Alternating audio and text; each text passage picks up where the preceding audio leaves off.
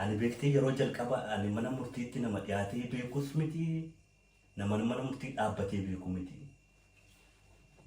Ani seera biyya isaanii sin beeku. Seera biyya isaaniitti akkamitti akka bulanu akkamitti akka hojjetan wanti hin beeku. Wanti quba qabu tokko hin jiru. Kana booda anumatti dhiisii jedhee aboo waaqayyumaa waliin sitti amanaa jedheen dhiisee. Isa amanee dhiisee ayya bareeda jedhee amma dubbi bana langaa gaaffii isaa dubbisee gaafa 21 irraa eegale jechuudha. Manni murtii kun 21 irraa eegale 21 baatii tokko jechuudha. Baatii tokko 2018 eegale jechuudha. Haga 23tti ilaalame jechuudha. Rakkoo mana murtiitti gizee afurin deebi'e jechuudha. 21 irraa kaasee haga 24.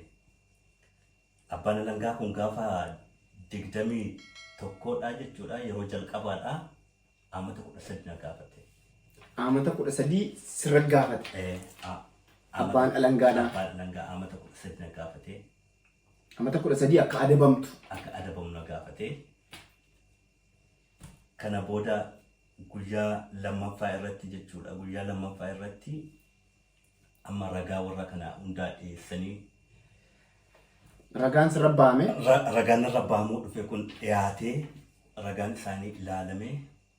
Hagam akka dhugaa dubbatan, hagam akka dhugaa hin dubban ilaalame. Aboo. Wanni asirratti si qabu barbaadu. Abbaan alangaa sun waggaa 13 kan inni sirratti gaafate. Erga ragaa sagalee ragaa kana dhaggeeffatee ka'eetu moo osoo sagalee ragaa kana dhaggeeffate? Sagalee ragaa kana dhaggeeffate. Dhaggeeffateeti. Sagalee ragaa kana dhaggeeffate. Okay. Ragaan maal akka waan akkam akkamii sitti ragaan ijoollee keessaa ijoollee Oromooti jetteetta warra hojii jiraataa turanidha. Daawwattoota keenya maqaa namoota kanaatii fi akkasumas naannoo jiraa ibsuu haala gaarii waan hin taaneef asitti akka nu hubattanuu barbaannaa tarii maaliif maqaan jaraa naannoon jaraa akkan jettanii sammuu keessan jenne maqaa jaraa kaasuun barbaadu. Ishi. Kanaafuu maal ijoolluma Oromooti jechuudha. Ijoolluma Oromooti. Mana ragaan irra ba'u gaafa guyyaa ragaan irra ba'amu sana waan ajaa'ibaa argayyuu abboo billaa dheeraa tokko jiraa abboo yoo xiqqaate seentimeetira tokkoo fi walakkaa seentimeetira lamaa fi walakkaa akkas seentimeetira lamaa fi walakkaa makkanaa wayina fakkaata. Billaa jiratti argee ay billaa kanaan haadha manaa keetti deemtee jirtaa hinaan jedhanii abboo billaa kana ijumaa hin argine yoo har'ayyoon Oromoo kijibee waaqayyoo kijibuu hin danda'u beekte waaqa kijibuu hin danda'u kan dhugaa nama dubbachiisu waaqayyo. Billaa sana argiteetuma iyyuu beektu. Billaa sana ijumaan hin agarre. Billaa ragaadhaaf sitti dhiyaate sana. Dhiyaate sana ijumaan hin agarre. Akkasuma immoo harka kiyya quba kiyya irratti wanti argame tokko illee hin jiru billaan sun. Billaa sana eessaa akka dhufe iyyuu hin beeku. Kana booda ragaa amma dhiyeessuu eegale eessaa akka dhufu anarraa haa dhufu moo isaanirraa dhufu akka dhufe amma ragaan eegale amma haadha manaa fi abbaa manaati kan ragaan irra ba'anii akkasuma haadha manaa kiyyaa jechuudha. Haadha manaa kiyyaallee biyya kana keessatti isinillee simattuu akka ragaatti dhiyaatti biyya kanaaf jechuudha. Biyya kanatti eegan. Akka ragaatti sirra dhiyaatama jechuudha. Mootummaan si iyyataa'e jarri sun akka ragaatti si dhiyaatu.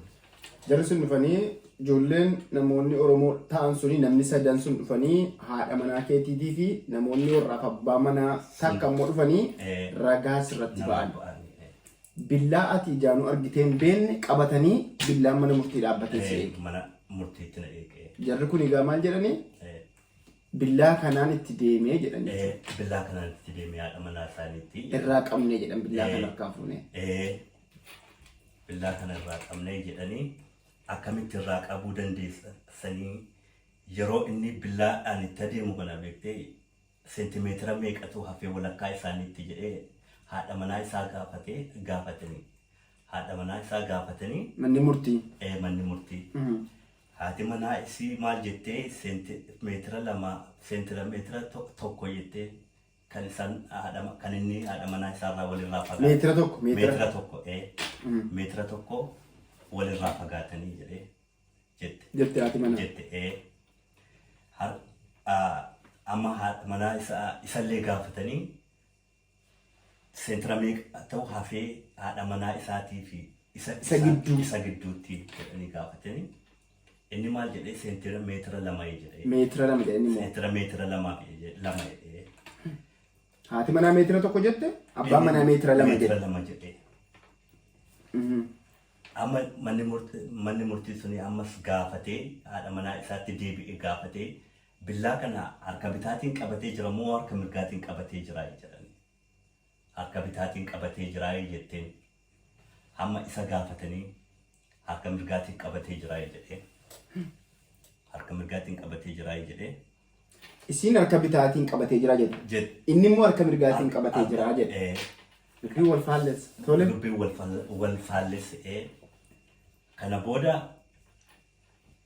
maal jedhee gaafatee manni murtii egas ati meetira 2 walakkaa meetira 2 taafee jettee isaa fi isii gidduu inni akkamitti billaa kana qabuu dandeessee jedhanii gaafatanii dudduubbaan hin qabee jedhe. Fuulduraan hin qabee jedheen. Fuulduraan hin qabee jedhee dubbatee manni murtii maal jedhee innoo billaa fuulduratti qabee jiraay ati akkamitti fuulduraan qabuu dandeessaa jedhee gaafate. Hayi dudduubbaan hin qabee jedhe. Achumatti deebisee. Dudduubbaan hin qabee jedhe. Mee namichi kun nama kumaandoo biratee miti. Nama yookaan jeeneraala biratee miti. Nama billaa. Raafii qaxxaamuraa gaafataa jechuudha. Manni murtii innoo fuuldureedhaan qabatee jira. Ati akkamitti fuuldureen tadeemtaa jedhee gaafate. Jennaan deebisee dudduubbeedhaan hin qabee jira. Akka itti qabe hundatti agarsiisee dubbeen isaanii hedduu wal faallessaa garuu isaan beektee irra qophaa'anii dubbii kana jechuudha qalamaan barreessaniiti irratti qophaa'aniiti deemani beektee garuu dubbiin isaan irratti qophaa'anii fi dubbiin manni murtii isaan gaafatu kun wal faallessaa. Kanaaf karaa harkaa gate manni murtii karaa harkaa gatee waa hedduu dubbatanii sila xiqqoo isaan kan isaan dogoggoran jechuudha mana hidhaa sana keessatti sila osoo ani maallaqa kaffalee abukaatoo qabadheera ta'eeti sila manni murtii sila murtii laataaf iyyuu ture abukaatoon kiyyaasi ga'a. Wantiin kaffaleen jiru kan mootummaati dhugaadhuma qofa dubbateeti manni murtiitiin egaa walii wajjin hojjetuun. Dhugaa ilma waaqaati. Ishi qaraan sirratti ragaa ba'anii waggaa 5 mana hidhaattis darban. Jalqaba amata 3 fi gaafa 24 jechuudha murteeffame jechuudha murtiin kun xumura irratti jechuudha gaafa 24 baatii tokko jechuudha 2018 xumuramee murteeffame baatii 3 fi amata 3 fi baatii 9 jedhanii murteessanii amata 3 fi baatii 9 jedhanii murteessanii. Tole. Amma gaa murteen suni achuma bakkuma sanan jiran malee hin deemnanii wanticha anufumaa kiyyaafuu yoo akkuma nu silasitti mee waan baay'ee asuma wajjinuma daawwattootuma wajjiniin ijuma miidiyaa fuuldureetti waan kan sirraa bareetu manis yeroo sana ragaansitti ba'eera murteen achumatti sii kenname jechuudha murtee yeroo sana sii kenname. Murtii dhumaa Ishi san booda. Murteen murteeffamee amata 3 fi baatii 9 irra murteessanii. Osuma jarri kana hunda waliin dhahanuu. Osuma jarri kana hunda bitaa fi mirga osoo jedhanuutu manni murtii illee sirratti murteessi. Narra murteessee kan nama dhibuyi haadha manaa kiyyayyuu kan na himattee isin immoo mana murtiiyyuu gonkumaayyuu hin dubbanne kan nama dhibuyi. Gaafa sanii jechuudha. Silaa namichi himannaa sirra geggeessu kun beektee mana murtiitti yoo dhiyaatu dirqama mana murtiitiif dubbachuu qaba. Balleessuu dhabaatus kan silaan kan poolisatti dubbatee kan poolisaati beektee garuu kan mana murtiiti. Mana murtii jechuun mana dhugaatii mana dhugaan itti murteeffamu jechuudha. isin kan na himattayyuu mana murtii sanarratti hin dubbanne. Gonkumayyuu hin dubbanne. Kan poolisatti dubbatte malee. Hin dubbanne. Manni murtii osuma kana argui maal jedhee gaafatee fi abbaa manaa kan kee gargaaruu barbaaddee abbaa manaa kan kee Karmineela gargaaruu barbaaddee miti jedhee gaafatee inni boossee illee ni boo'ee kana booda murtiin murteeffame. Murteen sirratti amata sadii fi gaafa sana baatii sadii amata sadii fi baatii sagal sitti murteessan. Tole sana booda maaltu ta'e? Sana booda amma manuma hidhaa sanii na deebisanii gaafa sagalii baatii 2018 jechuudha. Mana waldaa dargaggootaatti na geggeessanii gara waldaa dargaggootaa jechuudha. Amma gaa inni kan kee ragaan dhufee sitti mirkaneesse haadha manaa billaadhaan waraanu dhimma ajjeechaatiin sirratti banamee dhimma qaama ajjeechaatiin qaama nama madeessuuti. Qaama nama madeessuuti. Okay, dhimma qaama nama madeessuutiin sirratti ragaan sirra ba'anii amata 3 fi ji'a 9 sitti murteessanii karaa waldaa karaa mana hidhaa dargaggootti seergani. Dargaggootaatti. Okay. Sana booda ishee maaliin akkamiin hidhaan si dabaluu danda'e? Mana hidhaa sana keessatti amanni tokko narra dabalamee booda isirraa deebi'ee. Ishee tole. Gara gaafa sagalii baatii 2018 jechuudha gara Ibiraak mana waldaa dargaggootaa Ibiraak jedhamti. Gara sana na geggeessanii. Ibiraak jechuun naannoodha? Mana hidhaa sanii jechuudha. Mana hidhaa eessa keessatti argama manni hidhaa kun? Mana hidhaa akkasuma baay'inuma keessatti. Baay'inuma keessatti argama. Achi na geggeessanii achitti mana hidhaa dargaggootaa kana keessatti nama tokkoof kutuma tokko qophuma jiraatta jechuudha. Kutaa tokko keessa qophuma kan kee jiraatta. TV'n sa'aatii ganama jechuudha. Halkan sa'aatii 11tti TV'n ni balleeffama. Televizyinii ilaaluu hin dandeessu. Akkasuma viidiyoo ilaaluu hin dandeessu. Muuziqaa qofa dhaggeeffatta. TV irratti? TV ilaaluu hin dandeessu. Okay. Ni balleessu. Ni balleessu. Sa'aatii 11 halkan jechuudha ni balleessu. Sa'aatii 9 jechuudha akka afaan keenyaatti. Ni balleessu akka hin arguu hin dandeessu. Raadiyoo qofa dhaggeeffatta. Afaanuma jiraatiin.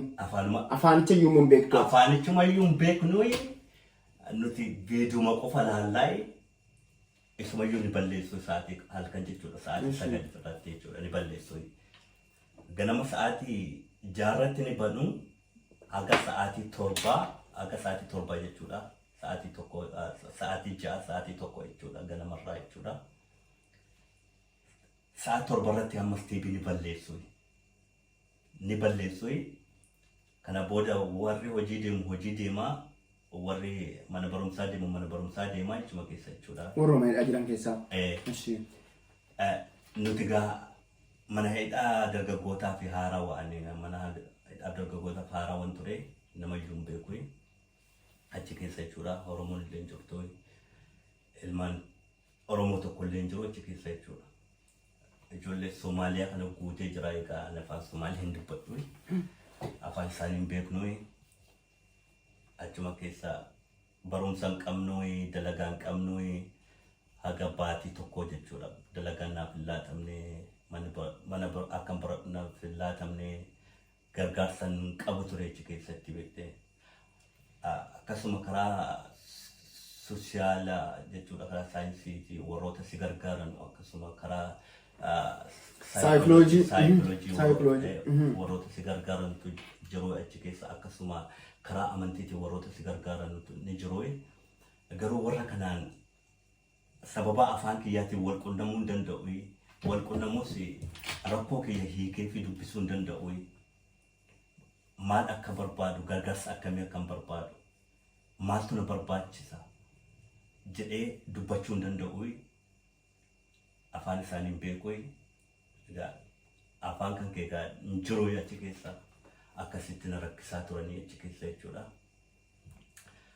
Sana booda amma mana barumsaa naa laatanii Tole, achi keessatti.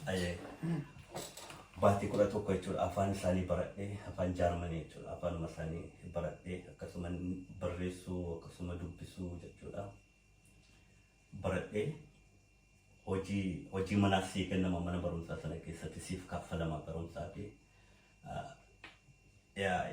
kutaa jalqabaatti jechuudha Dooch kursii jedhu Dooch kursii isaanii baradhaa'e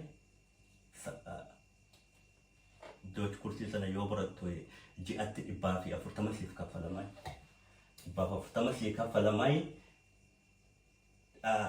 birrii 20 TV kaffaltaa TV irraa kaffalaa birrii 20 kan wayinitti waa bitadhu naa kennamaa birrii 100 jechuudha maal godhanii koontoo keessa godhu ati maallaqa koontoo keessa godhan kana ati fudhachuu hin dandeessu fudhattee waa bitachuu hin dandeessu maallaqa yoo birrii 140 si dhufu 20 kan TV kaffaltee 20 qofa siif kennamaa maallaqa 100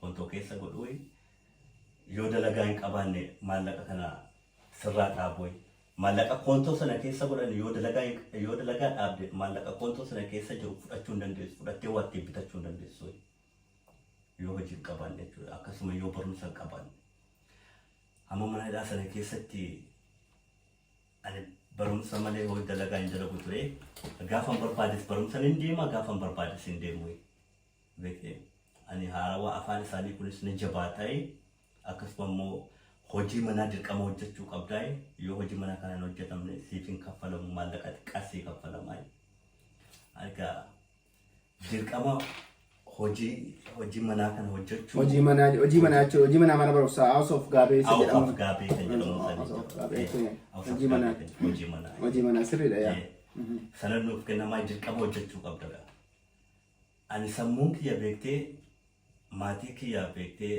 harmee kiyya wal qunnamtiin qabu akkasuma abbaa kiyya wal qunnamtiin qabu akkasuma harmee keetiin ammoo wal qunnamteetta takka wal qunnameen beeku yagayoon Tifisa iya gaaffii achi keessatti waan baay'ee qabda jechuudha harmee kee yaaddaa haati ilmoon kan kee as jirti wal argaa jirtu haati manaa kee kanaafuu barumsa fedhii barumsaa si keessa hin jiru ture na keessa hin jiru kanaafuu barumsa hin deemu wantan barbaadus achi keessatti na godhamaa hin jiru wantan rakkoo narra ga'e kana baasee dubbachuu danda'aa hin jiru beektee namni ofiin rakkoo rakkina rakkinaan keessa jiru kana namni furmaata naaf kun jiru akkasuma hawaasa Oromootiin wal qunnamtii hin qabu akkasuma ijoollee Oromootiin uummata Oromootiin wal qunnamtii hin qabu namni afaan Oromoo dubbatu hin jiru keessa namni afaan Oromoo si hiiku hin jiru mana hidhaa sana keessa kanaafuu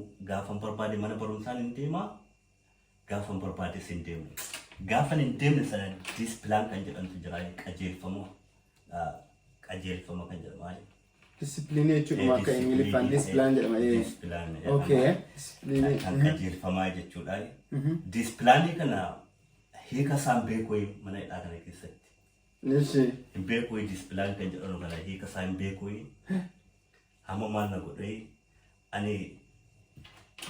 ani akkuma fedhe jiraachuun barbaada egaa mana hidhaa keessa hin jira maal egaa akka fedhe yoo barbaadesi nin baradhaa yoo barbaadesi hin baradhu mana dhagamaa garuu achi keessatti dirqama barachuu qabda yoo barumsa hin qabaanne dirqama hojii deemuu qabda yoo barumsaa sana hin deemne dispilaanis nan fiduu disipiliinii sana asirratti barreeffachuu disipiliinii cabseera kan jedhu jechuudha sun disipiliinii mana irra barreessuu amma disipiliinii yeroo jalqabaa naa dhufte beektee yeroo jalqabaatiif naa dhufte yoo disipiliiniin kun si dhuftu sheefa jiraayee itti gaafatamaa mana hidhaa sana jechuudha keessaa isaan dubbatta jechuudha amma isa bira inni na gaafataa ani afaan isaanii hin dubbadhu afaan isaan beeku inni afaan kiyya beeku namni afaan nuu hiiku hin jiru mana keessa afaan namaaf namni si hiiku namaan dhufu balleessuu dhabaattus diisii yoo si dhufe disipiliinii yoo si dhufe namni afaan si hiiku hin jiru keessatti garuu dirqama gaba dispilaanii sana itti gaafatamaa mana hidhaa saniin dubbachuun kan kee dirqamaa isa murtiisiif kaa mana hidhaa keessa manni hidhaa jiraa. Manuma hidhaa keessa? Manni hidhaa jiraa. Tole. Mana hidhaa keessa manni hidhaa jiraachuun maali? Mana hidhaa keessa manni hidhaa jiraachuun bunkaa jiru. Bunkaa kan jedhamtu jira. Bunkaa? Bunkaa kan jedhamtu jira. Akkasuma biyaakaa kan jedhamtu jira jechuudha. Maqaa jara dhageen beeku. Eeshi. Akkasuma aristi kan jedhamtu jira. Aristi jechuun akkasuma bunkaa kan jedhamu suni beektee lafuma kana ciiftaa qullaa kaameraan jiraa gubbaa kana jechuudha. Qaama kan yoo hamaama irra teessu akkasuma yoo shintibeeta fayyadamtu silaaluu qullaa ciiftaa jechuudha. Achi keessa yoo akka akoobara sani beektee akoobara yeroo gizee tokko Oromiyaa keessatti beektee kan tisiisa balleessu jedhanii maxxansaa turan. Akoobari okay. Akoobari sani beektee sanatti uffatamaa achi keessaa qaamni kan kenni mul'ataa egaa. Jarri si daawwatu viidiyoo kana kaameeraa sanaan si daawwatu. Kaameeraan kun egaa kompiitaraan silaalu jarri biiroo ta'anii. Kaameeraan silaalu. Bunkaa kana keessatti beektee akka alaarmii tokko jira achi keessa kan gurratti si iyyu jira. Sitti iyyaa gurra si duuchaa achi keessa. Waan achi keessa ijjisiisan jechuudha. Waan ijjisiisantu jira achi keessa jechuudha. Ni ijjisiifamaa sa'aatii 24 fayyaa jechuudha. Ati sa'aatii 24 fayyaa achuma keessa teessaati. Nyaanni si dhufaa akkasuma barri ni jiraa. Barri irraan akkasuma koddaa akkanaa jiraa. Koddaa akkasii xiqqoo jechuudha. Koddaa sana ni banamtii qulfiidhaan jechuudha. Qulfiidhaan bananiiti sana gubbaadhaan nyaata sitti laatu. Achi keessatti ati dispilaanii sana qabdaa nyaata gaaraa wasiin fidanu. Nyaata qabbanaa si fiduu sa'aatii dabarsanii. Dispilaanii sana yeroo qabdu jechuudha. Dispiliinii sana yeroo sitti dhufu jechuudha. Dispiliinii yeroo sana cabsitu manas achitti ergamteetu iyyuu achi booda achi keessatti nyaatnis qabbanaa'aan achirraan si seenaa qaamni kan kee qullaa kaameeraa sirra jira isaan achirraas biiroo si daawwatan. Biiroo na daawwatanii. Yeroon shintibeeta taa'u, yeroon shintibeeta fayyadamu, yeroon ciisu akkamitti kan ciisu isaan viidiyoomaan laaluu akka fiilmaa laaluu achi keessa gaa akka isaan daawwatan sun hin beekaa'e tiriiduma dalagaa'e achi keessa. Tireeningii ispoortii hojjeta. Ispoortiidhuma dalagaa'e achi keessatti jechuudha. Hagamiif turama achi keessa? Torbii tokko ni turamaa, torbii lamas ni turamaa. Yeroo jalqabaadhaaf torbii tokko turtaa'e. Torbii tokko turtaa'e akkasuma guyyaa 5 ni turtaa'e. Achi keessatti yeroo jalqabaaf yoo xiqqaate torbii tokko siif laatu yoo si dhiisanii guyyaa 5 achi keessa si tursiisaniiti bebeeruun siin jedhu akkasuma akka wobii jechuudha. Yoo badii goote ammas akka deebitu sanaan nu gadhiisanii torbii tokko jechuudha. Torbii tokko booda jechuudha. Afaan Oromooti wanni sun of eeggannoo jedhama laata? Dispilaaniin sun. Dispilaaniin sun taane inni ammaa kun bebeeruungi ammaa kun kan ammaa dhufanii akka bebeeruungi kun afaan Oromootti. Okay, bira dabarfannaa. Sana booda akkas godhaniiti amma egaa torbii tokko xumurteen booda gara kutaa keetiitti si deebisanii. Gara kutaa keetiitti si deebisanii ammas guyyaa 2 turee ammas mana barumsaan deemuu amma torbii 2 naa godhanii bunkaa sana keessa jechuudha. Ammas iftaan jechuudha ammas tureeti mana barumsaan naquu torbii 3 narra godhanii. Gurra keetti wanti iyyuu ni jira. Achi keessa qaamaan qullaadha achi keessa kaameeraatu jira. Kaameeraatu jira. Torban 3. Ani sababuma malee maaliif as keessa na kaa'anii jedhaa beektee akka yaada kiyyatti jechuudha. Anoo badii tokko hin goone barumsa deemuu dhiisuu kiyya akkamatti mana hidhaa kana keessa na kaa'anii jedhaa. Dispilaanii jedhamu sana namni naafii kun jirudha. Dispilaanii sana wallaaluu kan kee dhiyaate. Wallaaluma kiyyaaf dispilaanii sana beekuudha. namni naa hiiku hin jiru. Mana barumsaa haftee jennaan iyyuu wanni kun adabbiin kun sitti dhufaa jira. Ati immoo kanan beektu ati. An kanan beeku. Ani sababuma malee manuma hidhaa maaliif bunkaan na seensisan jedheetuman yaa'ii godhaa hibeete. Ani diispilaanii isaanis kan isaan irratti qabanu kana ani quba isaanii hin qabu. Ani rakkoo badiidhuma tokko malee akkamitti mana hidhaa keessa na kaa'u. Kunuunsi afaan wal hubachuu dadhabuu. Tole. Sana booda gara diisipilaanii gara 8 moo 10 narra fidanii kana booda diisipilaanii kun 13 yoo sirra geessu sibaayii diriitii kan kee xureessuu dandeessi. Sibaayii diriitii jechuun akkasuma manni hidhaa jechuudha walakkaa teesseetii sila ni gadhiifama ture yoo diisiin qabanne akkasuma yoo diisipilaanii sana qabanne jechuudha. Walakkaa qofa mana hidhaa teesseetii walakkaa si dhiisu. Waggaa 3 fi ji'a 9 sitti murtaa'e sila inumaayyuu waggaa takkaa fi wahii hidhamtee bahuu dandeessi. Sila waggaa takkaa fi wahii hidhamee bahuu mala ture.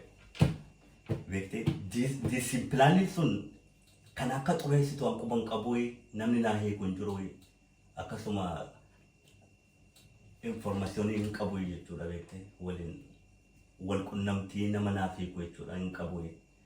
Kanaaf diisipilaaniin sun gaafa 3 dabarfattu sibaayii diriitii kiyya sana xureessitee jirti jechuudha. Walakkaa akka taa'ee akka mana hidhaa bahu xureessee jira jechuudha beektee.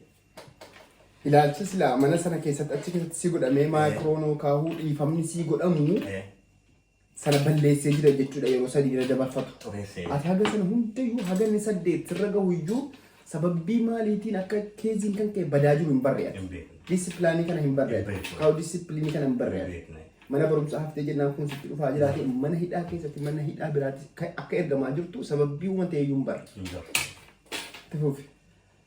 Akkasuma godhanii amma diisipilaanii 10 irra geessee amma sana booda egaa anis egaa kana booda mana barumsaa cufanii akka hin baranne godhaa kan hin baranne dhaabanii maaliif sababa mana barumsaa sanaan diisipilaanii 10 irra geessee jirti akka hin baranne godhanii akka barumsa dhaabu hojjetanii. Anis egaa barachuun barbaanne maaliif sammuun kiyya jeequmsa hedduu qabaa seeraan barachaa hin jiru. Rakkoo kiyyaaf furmaata namni na gargaaru hin jiru achi keessatti. Rakkoo kiyya kana baasee dubbachuu hin danda'u. Rakkoo kiyyaaf furmaata fiduu hin danda'u.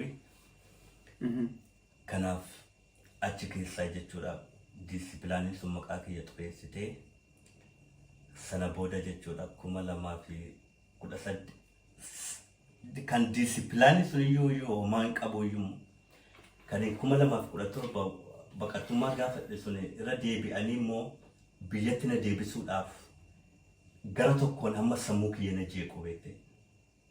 Biyyatti na deebisuudhaaf yoo xiqqaate ji'a keessa guyyaa 2 guyyaa 3 xalayaan nu mana dhufaa Bundesregierung über Franken jedhu waldaa dhimma baqattootaa irraa innaa dhufaa akka dirqamaan biyya na gaggeessu ji'a keessa guyyaa 2 guyyaa 3 nu mana dhufa jechuudha. Gara kanaan mataa kiyya na diiguu mataa kiyya na dhukkubsuu gara kanaan mataa kiyya na dhukkubsuu beektee angaran rakkoo lamman kanaaf ani furmaata dhabee beektee dubbachuu hin danda'u namni rakkoo kiyya kana naa hiiku hin jiru homaan godhu iyyuu narkaa badee